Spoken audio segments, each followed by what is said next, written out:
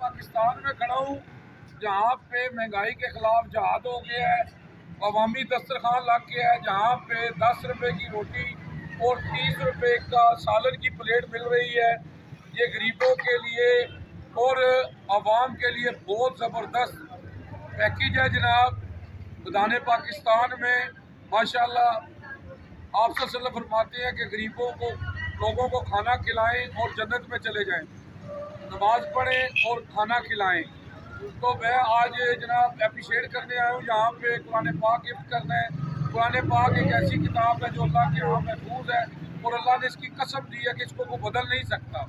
अगर हम इस पर अमल करें तो हमारी ज़िंदगियाँ बदल सकती हैं।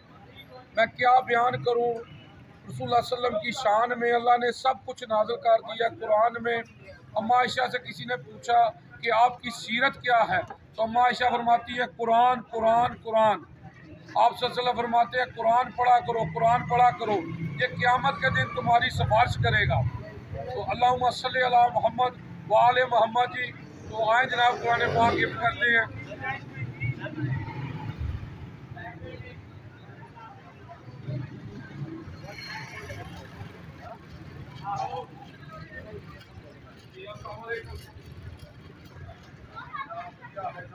माशाल्लाह जी बहुत अच्छा काम कर रहे हो तुसी, माशाल्लाह लोगों को सहूलत दे रहे हो है जी।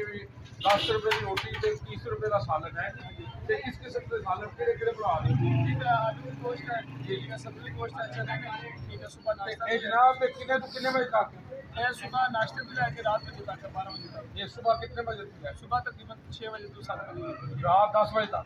माशाल्लाह जी माशाल्लाह, जज़ाकल्लाह जी। ये कुरान पाक साडे कोल गिफ्ट लवो जनाब।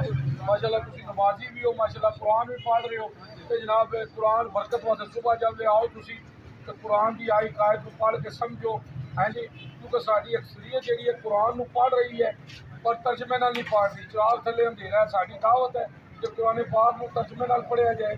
तो जनाब तुसी भी साडे नाल वादा करो क्योंकि आप सल्लल्लाहु अलैहि वसल्लम फरमाते हैं अबू दार अगर सुबह सुबह को कुरान की कायत को पढ़ के समझ लवे ना तो 100 नफलों का सवाब है।